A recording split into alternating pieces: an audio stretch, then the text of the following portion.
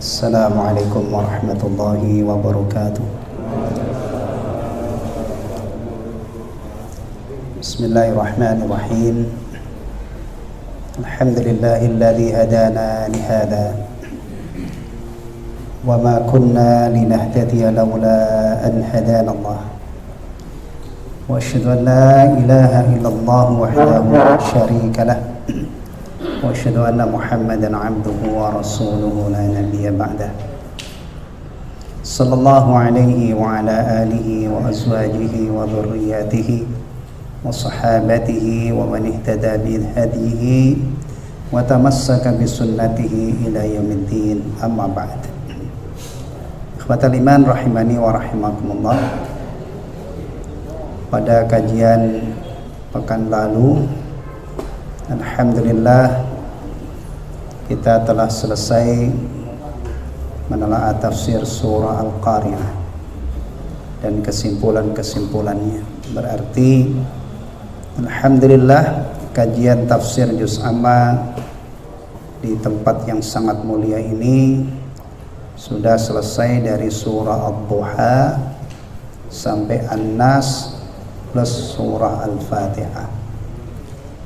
Dan insyaallah pertemuan-pertemuan sampai bulan Ramadan ya, tinggal beberapa pertemuan lagi kita manfaatkan untuk murajaah tadabbur ayat-ayat siyam.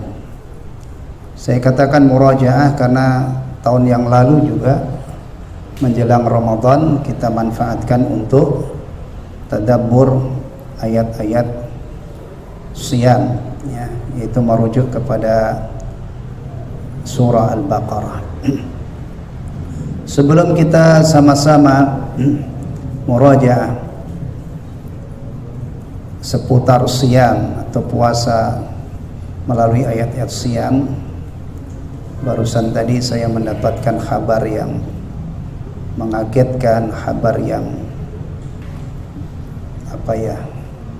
yang memprihatinkan ya. Ustadz kita Ustadz Nasir hafizahullah sedang dirawat di ruang ICU Pak, jadi ya di rumah sakit Mitra Timur ya. Ikhwatal iman rahimani wa rahimakumullah. Kita ini orang-orang beriman, punya keyakinan bahwa Allah adalah Rabbul Alamin. Allah Rabb semesta alam ya, yang menciptakan, yang mengatur alam semesta ini. Kalau didetailkan, dijabarkan, termasuk yang menghidupkan dan mematikan, yang menyembuhkan dari penyakit, yang menimpakan penyakit ya. Dan mari kita biasakan, kalau ada seorang muslim yang sakit, kita doakan kepada Allah Subhanahu wa taala agar diberi kesembuhan. Kita belajar ya, kita tidak menginginkan bagi saudara kita ya, pertama bagi diri kita, keluarga kita dan saudara kita, kecuali kebaikan. Kebaikan dunia dan akhirat.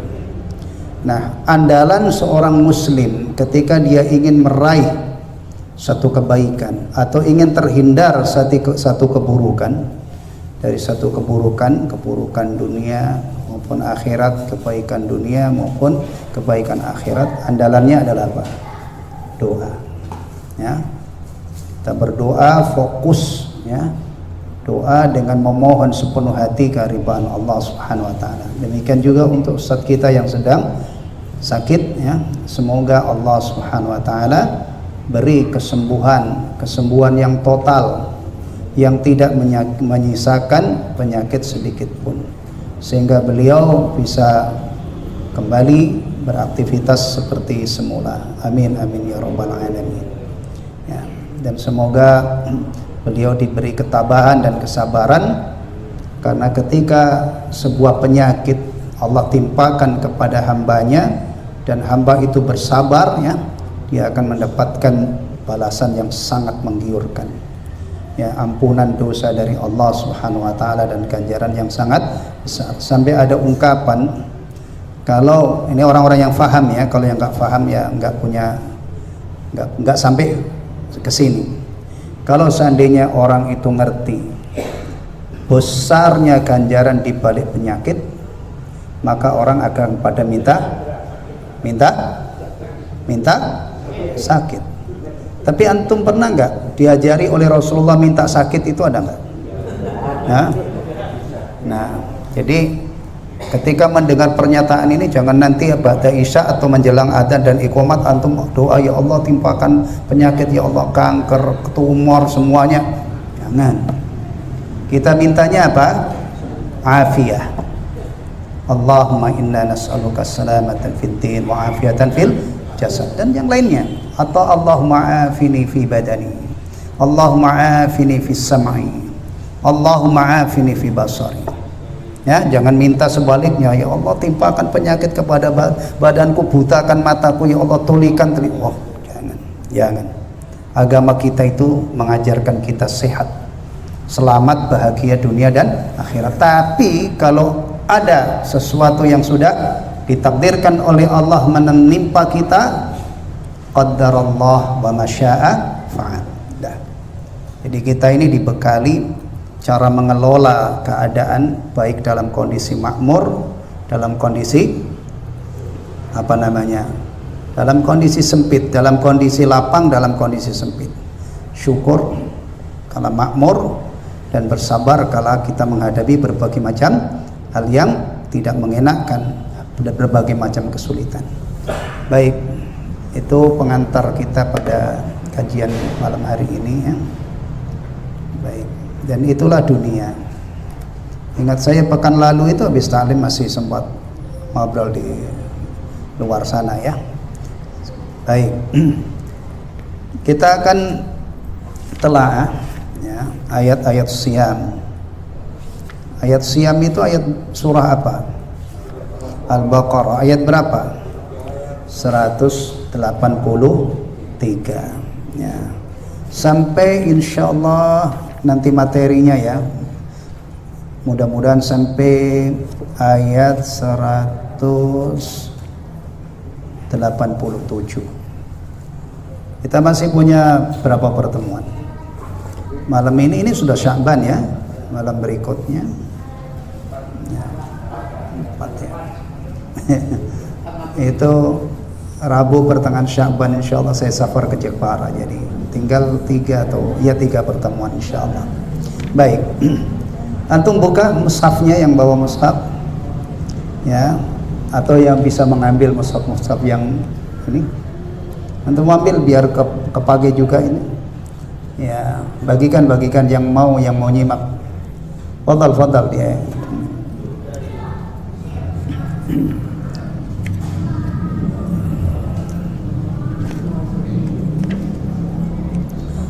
Ya, sudah dibuka surah Al-Baqarah ayat 183. Nah, bacakan beberapa ayat. A'udzu billahi minasy syaithanir rajim. Ya ayyuhalladzina amanu kutiba 'alaikumus shiyam كتب عليكم الصيام كما كتب على الذين من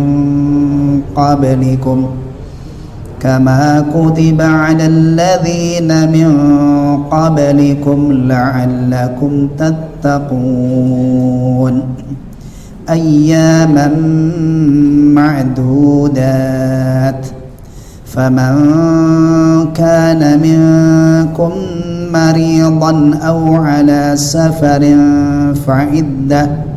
فعدة من أيام أخر وعلى الذين يطيقونه فدية طعام مسكين فمن تطوع خيرا فهو خير له وأن تصوموا خير لكم إن كنتم تعلمون. Nah, sampai di situ dulu. Baik. Ikhwatal iman rahimani wa rahimakumullah. Ada yang bawa terjemahnya enggak itu? Hah? Enggak ada. Ya ayyuhalladzina amanu, wahai orang-orang yang beriman, kutiba alaikumus shiyam, diwajibkan atas kalian puasa, kama kutiba alal ladzina min qablikum, sebagaimana telah diwajibkan atas orang-orang sebelum kamu, la'allakum tattaqun, supaya kamu bertakwa. Baik. Anda bacakan tafsir Syekh Abu Bakar Al-Jazairi. Ya, untuk ayat-ayat murajaah ayat-ayat siam kita merujuk tafsir Syekh Abu Bakar Al-Jazairi, Aisarut Tafasir li Kalamil Aliyyil Kabir. Baik. Lama hajara Rasul sallallahu alaihi wasallam ila al-Madinah. Ketika Rasulullah sallallahu alaihi wasallam telah hijrah ke Madinah. Hijrah ke Madinah ya. Setelah 13 tahun di Makkah. Hijrah ke Madinah ini kenapa Rasulullah dan para sahabat hijrah? Karena diperintah oleh Allah. Kenapa ke Madinah? Karena Allah yang memilihkan Madinah sebagai darul hijrah. Jadi bukan asal ini, antum jangan menggambarkan hijrah itu Rasulullah panik kemudian keluar dari Makkah, nggak jelas arahnya, kemudian tiba-tiba sampai di Madinah. Dulu sebelum berubah namanya menjadi Madinah, namanya adalah Yathrib. Maka kalau kita belajar sirah, hijrahnya Rasulullah ke Yathrib. Setelah Rasulullah menetap menjadi Madinatun Nabi. Ya. Kalau kita populer ya umumnya menyebut Madinah Al-Munawwarah. Ya. Makkah, kata sifat untuk Makkah apa? Al-Mukarramah. Tayyib. Ya. Wa asbahat dara islamin, dan jadilah Madinah itu negeri Islam. Rasulullah sampai di Madinah, ya, Rasulullah berkuasa. Masya Allah, ini menarik ya. Rasulullah itu lahirnya di mana? Di Makkah. Tayyib. Di Makkah. Tumbuh kembang di Makkah. Umur 40 tahun menjadi, tepatnya dipilih oleh Allah menjadi Nabi dan Rasulnya. Rasul untuk seluruh umat manusia, sebagai Rasul yang terakhir, Sayyidul Anbiya wal Mursalin. Ya. Asalnya Nabi SAW sebelum menjadi Nabi itu tidak ada masalah dengan masyarakatnya sedikit pun. Dikenal sebagai orang yang Masya Allah akhlaknya luar biasa. Bahkan mendapatkan gelar ya, Al-Amin. Masjid Al-Amin ini ya. Hah? Ya, mungkin terinspirasi dari gelar Rasulullah atau gimana? Dulu gimana ceritanya dinamai Al-Amin ini? Masya Allah. Dan kalau kita belajar sirah ya, tidak pernah ada satu tokoh pun yang keberatan menggugat gelar ini. Tidak pernah disebutkan dalam ini. Beda kan sekarang itu, kadang-kadang orang dibeli gelar satu gelar, ada yang tidak diterima, jadi kontroversi gitu. Nah. Kalau gelarnya beliau sebagai statusnya sebagai Rasul, ya sebagian beriman, sebagian menolak mentah-mentah, tidak percaya kalau beliau utusan Allah. Tapi Al-Amin, antum pernah dengar ada orang yang keberatan Rasulullah menyandang gelar ini? Ya kan? Tayyib. Dah berdakwah 13 tahun di Makkah, dimusuhi. Bahkan puncaknya ya itu Rasulullah nyaris dibunuh. Itu belum mewakili keadaan sebenarnya, nyaris dibantai. Kalau dibunuh itu kan mungkin satu orang menusuk beliau ya. Keputusan di Darul Arqam ya, itu sidang istimewa itu apa? Muhammad dihabisi dengan cara dibantai, dipilih pemuda-pemuda pilihan yang jagoan-jagoan gitu untuk mengeksekusi Rasulullah SAW. Saat itu Rasulullah diizinkan hijrah ya, sampai di Madinah. Subhanallah, ini luar biasa. Di kampung halamannya Rasulullah mau dibantai Setelah rencananya gagal, untuk mengobarkan semangat orang-orang yang mau membantai Rasulullah ini disayembarakan. Hadiahnya itu dahsyat banget, 100 ekor unta. Ya, preman mana yang tidak tertarik dengan ini? Ya, pembunuh bayaran mana yang tidak tertarik dengan hadiah sebesar itu? Rasulullah SAW sudah diizinkan oleh Allah ditemani dengan sahabatnya yang istimewa Abu Bakar radhiyallahu an melakukan perjalanan hijrah yang penuh mara bahaya, menyusun siasat ya yang rapi, kemudian alhamdulillah sampai di Madinah. Di kampung halamannya diburu, diuber-ubur oleh pemburu hadiah yang haus darah Rasulullah SAW. Di Madinah ditunggu-tunggu kedatangannya ya. Sampai akhirnya Rasulullah selamat sampai di sana. Luar biasa kegembiraan kaum muslimin Madinah yang nunggu-nunggu kedatangan Rasulullah SAW. Bahkan Anas bin Malik meriwayatkan tidak ada hari yang lebih ceria melebihi ketika Rasulullah datang. Disambut dengan gegap gempita. Di antaranya adalah bait-bait syair tala'al badru alaina fakhtafat minhul budur, dan yang lainnya. Itu adalah ungkapan kegembiraan menyongsong datangnya Rasulullah SAW. Nah, di sini langsung disebutkan oleh Syekh Abu Bakar Al-Jazairi rahimahullah, ketika Rasulullah hijrah ke Madinah, dan Madinah sudah menjadi dar Islam, negeri muslim karena Islam, karena Rasulullah yang berkuasa. Taib akhadha tasyri'u yanzilu wa yatawali, maka akhirat syariat ini berturun bertubi-tubi. Makanya salah satu perbedaan surah Makkiyah dengan surah Madaniyah. Kalau Makkiyah itu masalah akidah, tarkisnya ya, fokusnya masalah akidah. Surah-surah Madaniyah adalah umumnya ayat apa? Ahkam, hukum-hukum syariat.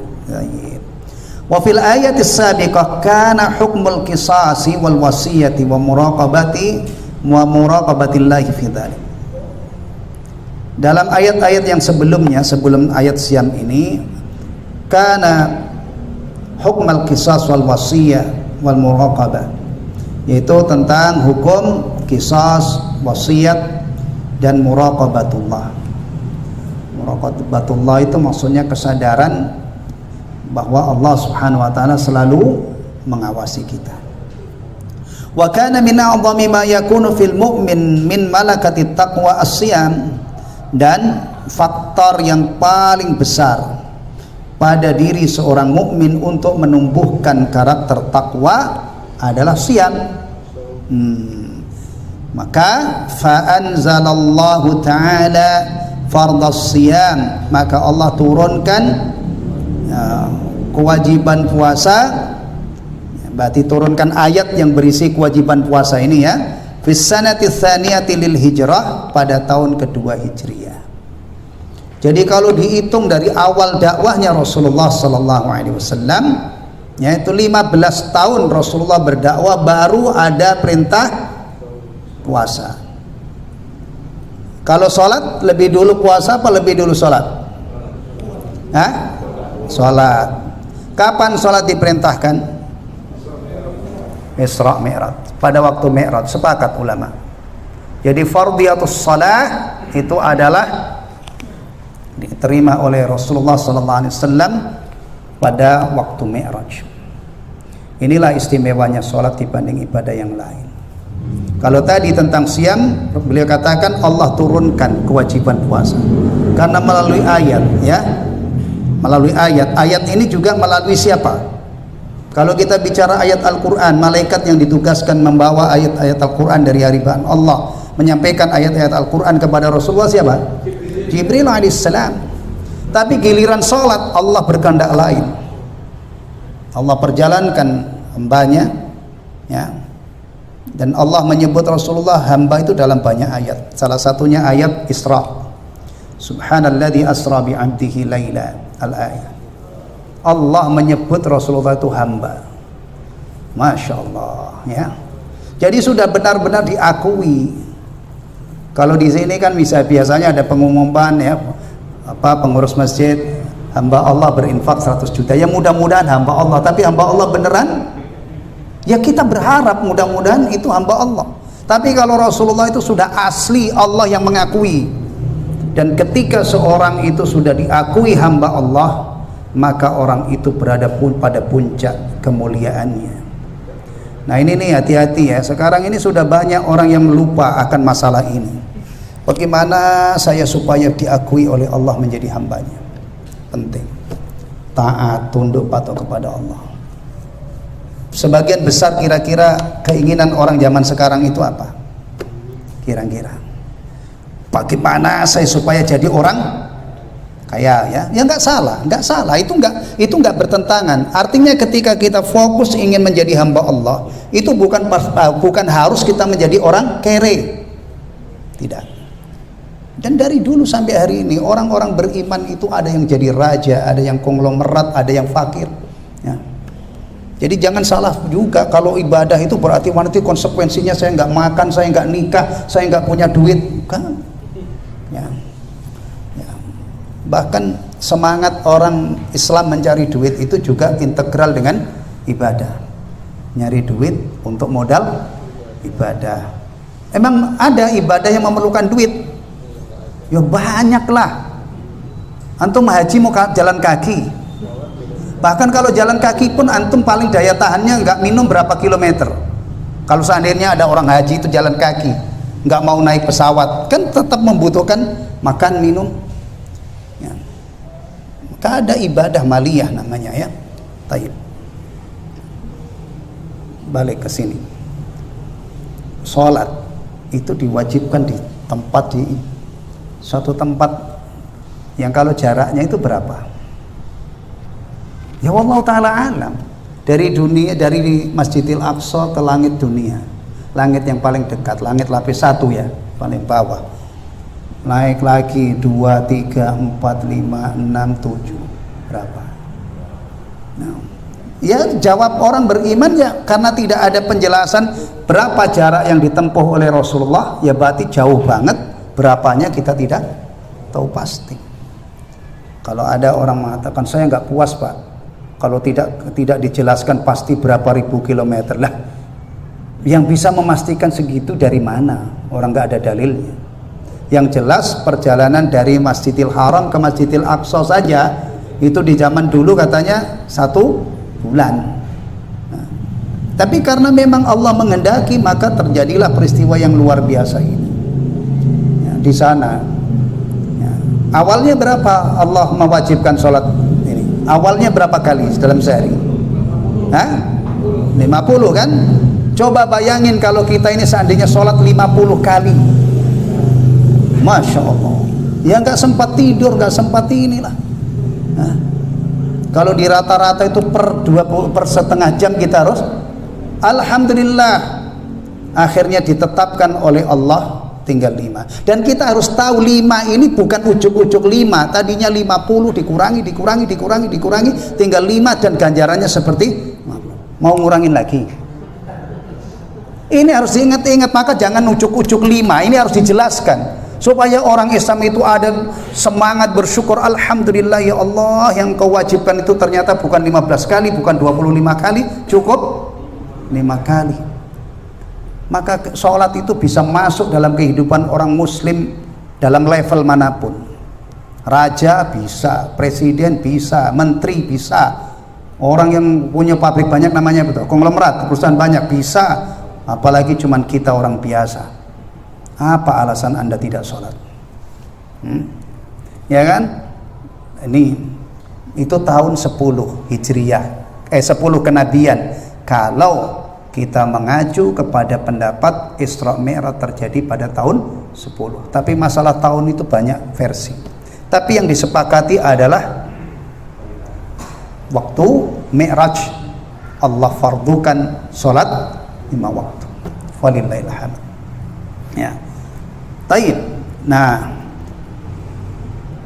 maka Allah Subhanahu wa taala wajibkan puasa karena puasa ini merupakan faktor yang paling besar untuk menumbuhkan ketakwaan.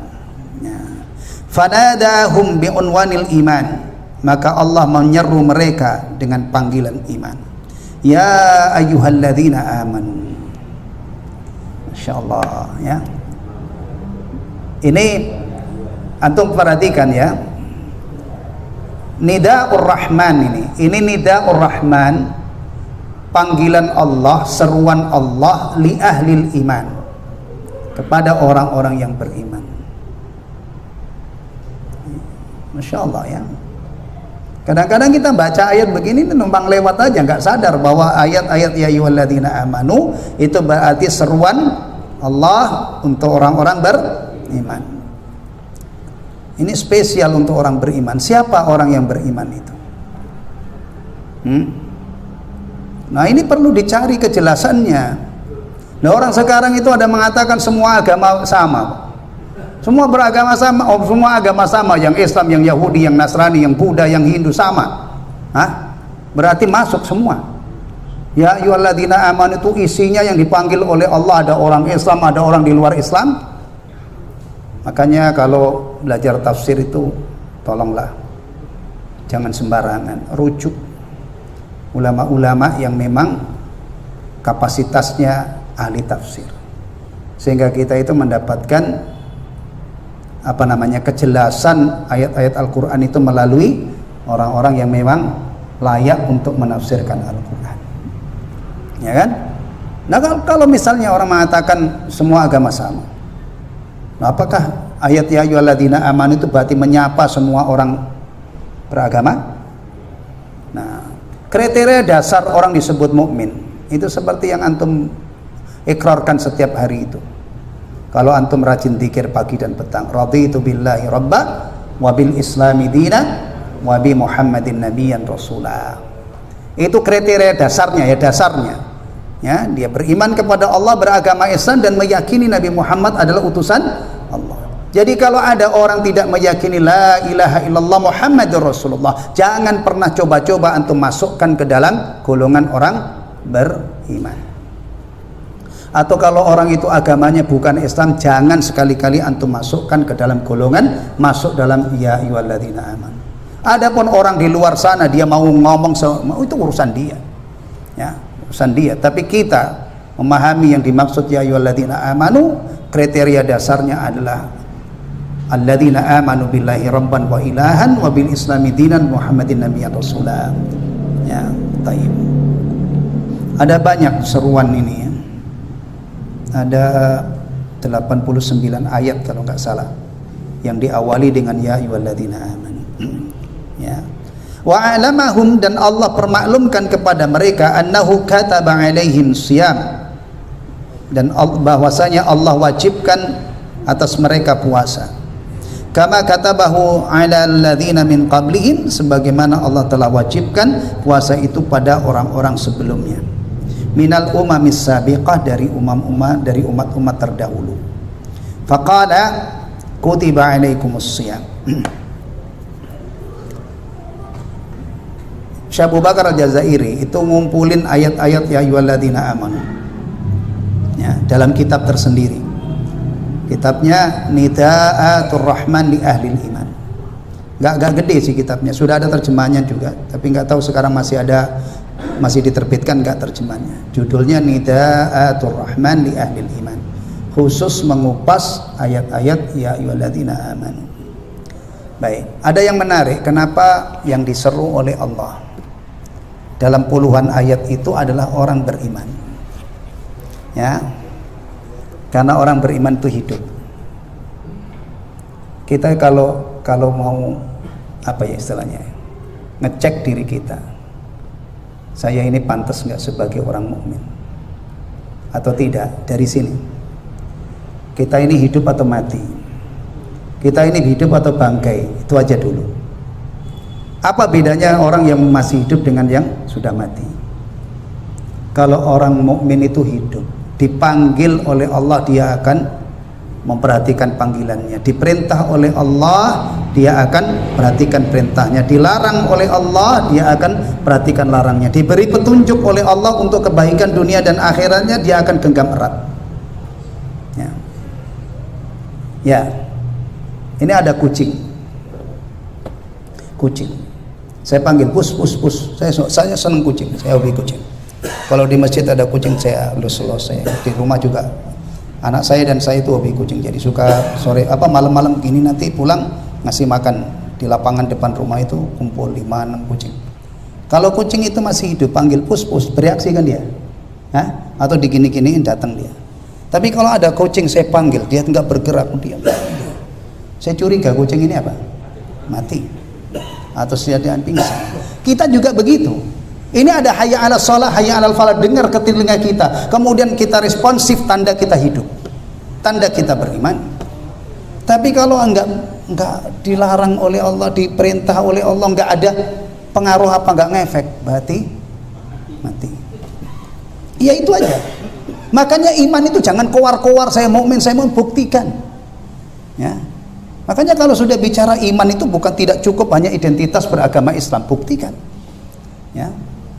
Dan kalau kita merujuk kepada surah Al-Mu'minun, penggalan ayat-ayat pertama surah Al-Mu'minun apa? Qad aflahal mu'minun. Itu sesudahnya semua adalah amal. Alladzina hum fi salatihim khashi'un, walladzina hum 'anil lagwi mu'ridun, walladzina hum lizakati fa'ilun, walladzina hum li furujihim hafidun, dan seterusnya.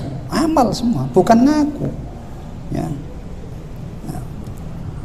Makanya ulama mengatakan level mukmin itu lebih tinggi daripada muslim, karena muslim itu kadang-kadang cuma ngaku beragama Islam, tapi kalau mukmin itu sudah ada aksi, sudah jelas. Ya. Maka beliau sering menggunakan narasi ini. Kenapa Allah ketika menyampaikan perintah-perintahnya atau larangan-larangannya atau petunjuk-petunjuknya yang disapa dalam puluhan ayat adalah orang beriman. Ya ayyuhalladzina amanu, karena orang mukmin itu hidup. Dia kalau diperintah oleh Allah dia akan kerjakan mastata', sebatas kemampuannya. Kalau dilarang oleh Allah dia stop, berhenti. Ya. Nah, orang kafir mati. Tadi saya buat gambaran kucing ya. Kalau dalam ayat awal surah Al-Baqarah tentang orang kafir itu memang kayak orang mati. Sawa'un 'alaihim a anzartahum am lam tundirhum la yu'minun. Kucing saya panggil, pus, sini. Bergerak dia. Nah, kalau mati dia nggak bergerak. Kata Allah Subhanahu wa taala, orang kafir itu sawa'un 'alaihim a anzartahum am lam tundirhum la yu'minun. Kan mati. Ya. Makanya maaf saja ya, di dunia nasihat ini dalam rangka nasihati ya. Kadang-kadang digunakan narasi begini. Orang itu kalau badannya sehat tapi tidak ibadah, itu sudah mati sebelum dia mati beneran. Ya. Bangkai gentayangan, aktif main bola, main ini, nggak ibadah. Nah, ini jangan tersinggung, memang itu dipakai, dan ini ibaratnya dosis tinggi. Kalau asalnya ya datar aja, ittaqullah, bertakwalah kepada Allah, tapi kadang-kadang dosis itu kurang ini. Harus dijelaskan, wahai kaum muslimin, dalam ajaran agama kita kalau ada orang masih hidup, apalagi segar bugar, masih masya Allah, masih fit gitu ya, belum setengah mati, masih sehat, tiba-tiba dia tidak ibadah sama sekali, tidak perhatikan ibadah. Ibadah itu yang paling dekat, yang harian apa? Sholat 5 waktu. Sepuasa yang akan datang ini tahunan, setahun sekali dalam sebulan. Ya. Kalau ada orang Islam dia tidak peduli ibadah, padahal seharusnya dia itu tahu, yakin, seyakin-yakinnya saya diberi kesempatan hidup oleh Allah ini untuk ibadah, saya mati. Kalau sudah mati tidak ibadah. Makanya kalau ada orang Islam nggak ibadah, itu nilainya seperti orang yang sudah mati. Maka dinasihati, kalau itu keadaan kamu, berarti kamu ini sudah mati sebelum mati. Ya, kamu adalah, maaf bahasanya kadang-kadang adalah seperti apa tadi, bangkai-bangkai yang gentang. Ini dalam dunia nasihat ya, bukan memaki-maki orang, ngingetin. Karena kadang-kadang orang itu ya diingetin itu memang harus dipakai dosis ini. Dan ini bukan dalam rangka apa namanya melecehkan orang, ngingetin supaya kamu sadar. Kecuali kalau tunjuk hidung kamu itu bangke, enggak, setelah itu mungkin tersinggung. Ini umum, bahasa umum untuk mengingatkan orang yang malas ibadah. Bangunin tidur juga kadang-kadang beda-beda ya. Ada yang dicolek-colek dikit aja sudah apa? Langsung bangun. Kadang-kadang itu sampai pegel, dia sampai harus diapain? Disiram ya. Disiram ya. Hah? Nah, Tapi hati-hati nyiram orang, nanti ya setelah bangun ribut lah orangnya, tengkar ya. Tapi kadang-kadang memang begitu. Bahkan orang-orang hebat itu ya, banyak orang yang punya cerita di masa lalunya yang akhirnya pendidikannya ini benar-benar melekat. Ada anak orang-orang besar itu dia cerita, dulu itu waktu kecilnya kalau susah bangun subuh gitu ya, itu ditenteng oleh bapaknya, diceburin kolam. Tapi bapaknya juga tahu kolamnya itu kedalamannya bukan 5 meter. Kalau 5 meter mah anaknya ya, maksudnya hanya untuk memberi penekanan, jangan main. Belakangan hari dia mulai belajar tuanya, dia muqimis shalah, karena dulu dia ingat bapaknya itu masya Allah benar-benar tidak ridho kalau anaknya enggak sholat. Jadi nah sekarang kadang-kadang itu orang tua itu enggak mikirin anaknya sholat atau tidak, sehingga banyak orang-orang itu anak-anak tumbuh kembang dalam mengabaikan sholat. Gurunya nggak ngurus sholat, orang tuanya nggak ngurus sholat, lingkungannya nggak peduli. Akhirnya ya wajar dalam arti karena kondisinya seperti ini, akhirnya sudah balik juga nggak kenal rukuk, nggak kenal sujud ya. Coba kalau dari 7 tahun itu diajari, dirawat. Taib ya. Baik, itu ya rahasianya kenapa Allah memanggil hanya orang-orang yang beriman ketika menyodorkan perintah-perintahnya atau larangan-larangannya atau petunjuk-petunjuknya untuk kebahagiaan dunia dan akhirat. Yang dipanggil adalah orang-orang yang beriman. Kutiba alaikumus syiyam, diwajibkan atas kalian puasa. Wajibnya ini sekuat apa? Untuk perhatikan, kadang-kadang wajib itu tidak sepakat ulama. Mukhtalafun fih ya, atau ikhtalafu, para ulama berbeda-beda. Yang satu mengatakan wajib, yang satu mengatakan sunnah. Itu ada ibadah yang tentang kewajibannya itu diperselisihkan. Artinya ada yang mengatakan wajib, ada yang mengatakan tidak. Sholat id misalnya, sholat idul fitrah sebagian ulama mengatakan wajib, tapi umumnya kita mengenalnya adalah sholat sunnah muakkadah, wajar. Tapi puasa ini ikhwatal iman, ini nggak main-main. Wajibnya puasa itu setara dengan sholat.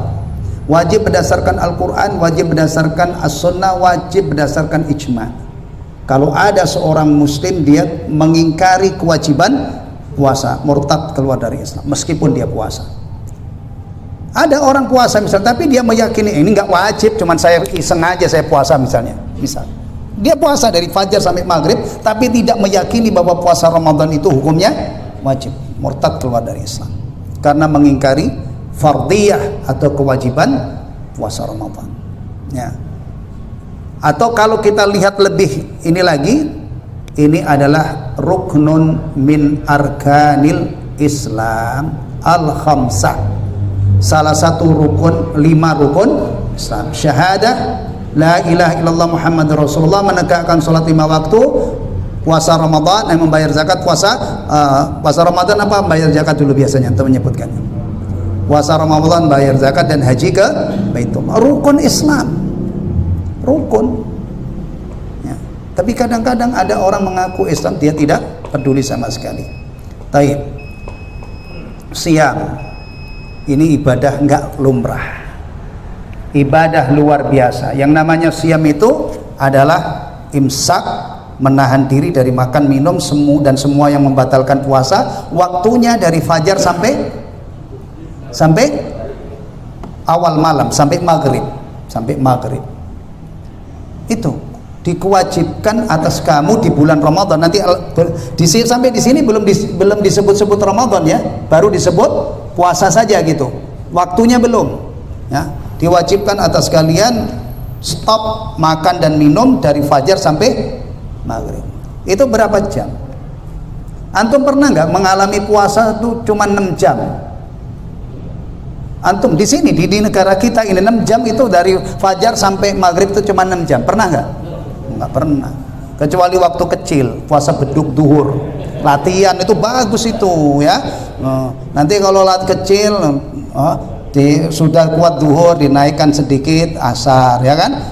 Alhamdulillah kuat. Taib. Jadi ini ibadah nggak lumrah, butuh persiapan khusus. Maka kita luangkan waktu menjelang Ramadan ini untuk tadabbur ini. Mudah-mudahan ya nanti masuk Ramadan itu benar-benar kita semangat puasa dan tidak ada lagi bayang-bayang bahwa puasa itu memberatkan, puasa itu menakutkan. Kalau kita tadabburi ayat ini, semua itu lenyap. Jadi kalau setan misalnya sekarang sudah nakut-nakutin, awas loh, sekarang sudah Sya'ban, sebentar lagi kamu sengsara, kamu akan lapar, kamu akan macam-macam. Nah, itu kalau kita lawan dengan ilmu yang kita dapat dari ayat-ayat ini, mudah-mudahan ya kita bisa mengalahkan setan gitu. Kalau sudah tadabbur sini masih nggak bisa mengalahkan itu ya, lihat es kelapa nggak nahan, lihat apa mie ayam nggak nahan, astagfirullahaladzim ya, kebangetan banget lah ini. Maka menyongsong Ramadan itu salah satunya adalah kita ulang-ulang kembali ilmu-ilmu tentang puasa yang tersimpan di dalam ayat-ayat yang mulia ini. Daisa ya, Daisa ini. Berarti ya, tunggu lanjutannya pekan depan insyaallah. Alhamdulillahilladzi bi ni'matihi tatimmus shalihat.